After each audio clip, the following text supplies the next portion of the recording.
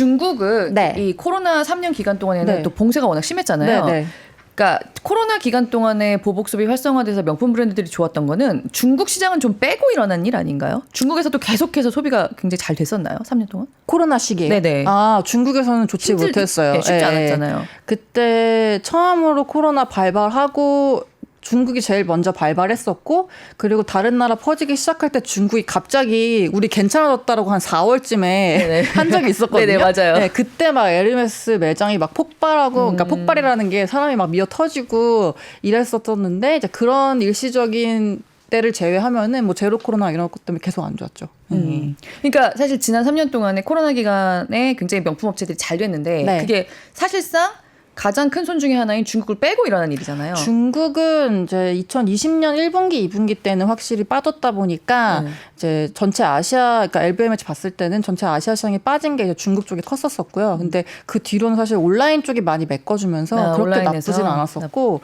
그리고 더불어서 작년에는 워낙에 강달러 때문에 미국 분들이 유럽으로 많이 가셔가지고 쇼핑을 왕창 했다 보니까 예, 오히려 미국 쪽 그 미국 대륙 성장보다는 유럽 쪽 성장률이 30% 넘게 나오면서 실적을 좀 받쳐줬다 이렇게 보시면 될 것 같아요. 그런데다가 이제 올해부터는 네.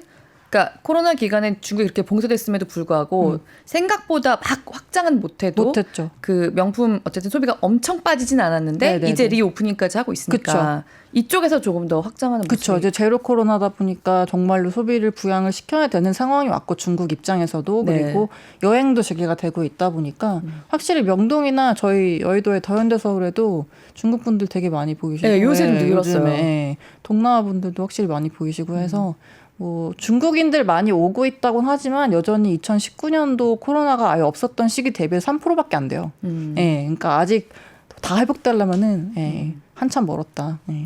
그러니까 우리나라 사람들은 이제 해외에 나가서 명품을 좀 사는 그러니까 수요가 분산되는 효과는 좀 있을 것 같긴 한데 반대로 또 우리에게 들어오겠죠. 그렇죠. 네. 예. 그래서 뭐 근데 이제 중국인들도 워낙에 눈높이가 높아져서 그러니까 뭐 제 예전에 봤던 화장품이랑 같이 연관해서 말씀드리면은 예전처럼 K뷰티가 그렇게 예, 쉽사리 다시 좀 영광을 되찾기는 쉽지는 않을 것 같다. 예, 그렇게 보고 있지만 어쨌든 소비는 이것저것 많이 하실 테니까 이게 단일 브랜드로 예전처럼 가지는 않겠지만 어쨌든 내수에는 도움이 되겠죠.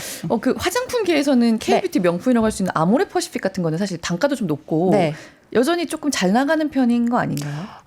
브랜드별로 좀 다른 것 같아요. 그래서 이게 한국에서 화장품 그 시장이 보통 성장이 한 7, 8% 정도 나오는데 근데 아모레 LG생건의 이제 면세점 매출을 싹 발라내고 국내 순수 매출만 봤을 때 한 4%밖에 성장을 못했거든요. 그러니까 시장보다 조금 더 하회했다고 보시면 될 거예요. 작년 기준으로 봤을 때 중국인들 효과를 아예 빼고. 근데 이게 왜 그런 거 보니까 우리나라 지금 화장품 브랜드 개수가 어느 정도 있는지 아세요? 저 몰라요. 한 28,000개 있거든요. 아, 정말요? 네. 근데 이게 코로나19 2년 동안 2배가 급증을 한 숫자예요. 그래서 그만큼 사람들 쓰는 거는 전체 시장은 한 8% 성장하는데 그 몫을 나눠 가지는 게 계속 브랜드들이 늘어나고 있다 보니까 작아지고 있다는 게 이제 과거랑 좀 다른 점인 것 같고 그리고 워낙에 트렌드가 빨리 바뀌다 보니까 요즘에는 그러니까 옛날에는 이 브랜드라는 걸 만들려면은 공장도 있어야 됐었고, 그러니까 네. 대기업만 할 수 있는 거였고, 광고도 뭐 저희 SBS나 라디오나 신문처럼 비싼 매체밖에 없었고, 네. 그리고 뭐 매장 하나 내려면은 이니스프리 같은 거 하나 내려면 700개 정도 제품 종류가 있어야 구색을 맞추거든요. 이제 그런 것들이다 보니까 대기업들만 브랜드를 할 수 있다라는 그런 측면이 강했는데 요즘에는 공장 없어도 다 만드실 수 있고 광고도 뭐 인스타그램이나 SN 통해서 하면은 뭐 이틀 동안만 뭐 2만 원짜리 광고도 할 수 있고 타겟해가지고 그리고 과거 광고의 가장 맹점이 이거를 틀었을 때 실제로 구매로 이어지는지 트래킹이 안 된다는 게 제일 문제였는데 요즘 플랫폼들은 그런 게 가능하니까 훨씬 더 효율적으로 할 수가 있고요. 그리고 뭐 제품 700개 필요 없이 한 개 가지고도 뜨고 줄 수 있다 보니까 제품이 너무 그러니까 시장이 너무 쪼개지고 있다는 게 과거랑 좀 다른 점인 것 같아요. 그래서 중국도 그건 더 심한 상황이고 예, 그렇다 보니까 중국인들이 와서 소비를 한다 하더라도 그게 고스란히 과거처럼 K뷰티 브랜드로 다 똑같이 내려올 것이다라고는 보지 않는 거죠. 너무 경쟁이 치열해졌군요. 네. 진짜 레드오션이 됐다. 네. 그런 측면에서 오히려 명품은 나을 수 있죠. 네. 이제 패션계에 계신 분한테 들었는데 네. 알마니 같은 경우에 알마니가 이제 몇 년 전에 빨간색을 메인 컬러로 한 시즌이 있었어요. 네. 그게 굉장히 패션계에서는 충격이었다고 하더라고요. 그러니까 알마니는 기본적으로 흑백. 그게 정말 브랜드의 정체성이나 마찬가지인 브랜드인데 중국 시장에 워낙 소구를 하려다 보니까 세상에 알마니가 빨간색을 들고 나왔다는 거는 뭐 아이덴티티고 자존심이고 뭐고 다 그쵸. 버린 거다. 그 정도로 중국 파워가 세다라는 네. 어떤 상징적인 사건으로 받아들여졌다고 하더라고요. 근데 중국이 아까 말씀하셨지만 그 코로나 기간에도 생각보다 많이 빠지지 않았고 이제 리오프닝 하면서 이제는 정말 다시 성장할 일만 남은 건가요? 아니면 중국이 어쨌든 리오프닝 이후에도 막 그렇게 빨리 살아나는 느낌이 아니어서 생각보다는 그렇지 않다라고 볼 수 있는 건가요? 일단 저희 하우스는 중국 소비는 하반기부터 올라온다라고 보고 있는 상황이고 네. 그래서 제로 코로나 폐지됐다 보니까 이제 좀 미뤄왔던 소비력도 올라오고 그리고 지금 다들 얘기하는 게 올해는 중국 경제 재개에 따라서 유럽 명품주의 한 해가 될 것이다라고 보는 게 시장 의견이거든요. 그래서 뭐 확실히 이제 럭셔리 업계에서는 중요한 큰 손이고 특히나 지금 다른 나라들 거의 다 풀고 다니는 동안 중국 갑자기 작년 말에 제로 코로나 한다고 봉쇄 막 하고 했다 보니까 네. 이제 그런 부분들이 풀리는 거에 대한 모멘텀까지 같이 좀 작용하는 한 해로 전망을 하고 있어요.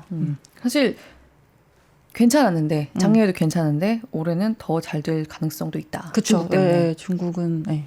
이제 시작이어가지고 시장이 확대되는 것. 네. 어린 층으로 시장이 확대되는 것이랑 이 우리나라의 케이팝이 약간 아시아의 어떤 주류 대중문화로 떠오르면서 우리나라가 유럽 명품 업체들 입장에서도 아시아에서는 꼭 우리나라에서 가장 많이 사지 않는다 하더라도 굉장히 중요한 시장으로 보는 그런 게 있는 것 같아요. 그쵸. 아무래도 뭐 지금 뉴진스 멤버가 그 친구들 데뷔한 지 1년이 안 됐잖아요. 안 됐을걸요? 네. 뭐 길어도 1년 됐을랑 말랑 했을 텐데 이제 그 친구들 5명이 모두 다 지금 명품 브랜드 앰베서더 아, 그래요? 네, 전부 네. 하고 있고 그 외에 뭐 아이브도 뭐 하고 있고 블랙핑크도 하고 있고 그렇다 보니까 확실히 이제 아시아 외에도 미국이나 유럽에서 영향력도 굉장히 커지고 있는 데다가 실제로 매출 상승까지도 효과가 나타난다고 보는 것 같아서 이제 그런 부분들이 작용을 하는 것 같고요. 그래서 또 더불어서 이것뿐만 아니라 SNS를 워낙에 많이 하다 보니까 그래서 저도 그것도 봤는데 세상에서 제일 행복한 나라가 원래 부탄이었잖아요. 네. 근데 거기가 그게 이제 아니라는 거예요. 아, SNS 저도 때문에 네. 남이 어떻게 하는지를 이제 보고 살다 보니까 뭐 이제 비교하고 그래서 불행해진다라고 하는데 이제 그런 부분들이 명품 소비를 계속 부추기는 그리고 또 하게 하는 요소로 또 작용을 하는 것도 있는 것 같고 뭐 인스타그램 다음에 계속 다른 SNS가 나오려고 뭐 본디부터 해가지고 뭐 이것저것 뭐 클럽하우스니 뭐니 했지만 결국에 인스타그램을 다 회귀하는 것처럼 뭐 당분간 이게 지속된다고 봤을 때에는 뭐 내가 뭐 하고 뭘 소비하고 뭘 먹고 사는지 이런 것들을 남들과 계속 보게 될 거다 보니까 이제 그런 것들을 선망하는 욕구는 계속 있지 않을까. 예. 그게 또 명품 소비를 계속 이끌어주지 않을까 이렇게 생각하고 있습니다.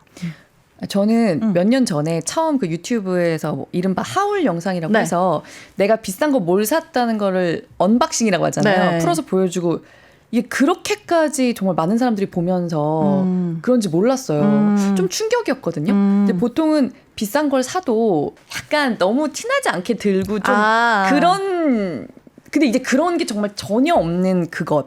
그러니까 맞아요. SNS를 통해서 진짜 좀 남이 뭘 사고 먹고 입고 아까 말씀하신 대로 네. 그게 진짜 명품 시장에는 거의 연료 같은 느낌. 맞아요. 아, 연료라는 표현이 정말 네. 적합한 것 같아요. 그러니까 SNS라는 게 나는 이거를 소비하는 이런 취향을 가진 사람이야 라고 보여주는 용도로 어떻게 보면은 쓰여지고 있다 보니까 이제 그런 측면에서는 다들 뭐 이거 뭐 비하 발언은 아니지만 그래도 1,000원샵에 있는 거 막 이런 거 쓰는 사람이야라고 보여주고 싶지는 않잖아요 보통. 예, 그렇다 보니까 그런 부분들이 작용하는 것 같아요. 네, 그래도 어쨌든 현재로 돌아와서 네. 예, 오늘 이게 유럽 증시가 사실 이렇게 미국 이제는 워낙 미장에는 워낙 많이 투자를 하시니까 근데 유럽 증시는 그래도 여전히 조금 거리감이 있는 느낌이 있어요. 네. 그래서 유럽 증시에 투자하고 싶은 분들 정말 기초부터 어떻게 하면 되는 건지 좀 말씀해 주신다고 하면. 정말 기초부터요? 네, 정말 증권사의 계좌를 트시고요. 네. 네, 해외 주식이 거래되는 계좌를 트시고 네. 그리고 유럽 시간에 맞춰서 들어가셔가지고 그 원하시는 유럽 주식 코드는 아실 테니까 넣어서 주문을 매수를 하시면 되고요. 근데 좀 신경 써야 되는 시간대. 이 시간대 보는 게 유럽 증시 볼 때는 좀 효율적이다. 근데 아무래도 장초가 다 항상 변동성이 큰 시점이다 보니까 유럽 시간 맞춰서 우리나라 시간으로 뭐 한 오후 5시부터니까 그때 근데 보통 그때 하시지 않나요? 밤 새면서 하시는 분들은 별로 없지 않습니까? 유럽 증시는 그런 면에서는 미국 증시보다 좀 투자하기 편한 것 같아요. 그냥 우리 국장 끝나고 오후 5시부터 보면 되는 거잖아요. 퇴근길에 지하철에서도 볼 수 있고. 이게 좀 직투할 수도 있는데 대체 투자도 여러 가지 있잖아요. 그렇죠. 뭐 명품 인덱스를 추종하는 ETF도 있고요. 그리고 또 우리나라 운용사가 하고 있는 ETF 중에도 이제 글로벌 명품 주식들 들어가 있는 ETF 있다 보니까 그런 거는 뭐 사실 굳이 유럽 시간에 맞춰서 하실 필요 없이 그냥 국내 시장 맞춰서 하시면 되니까 그렇게 거래하실 수도 있습니다.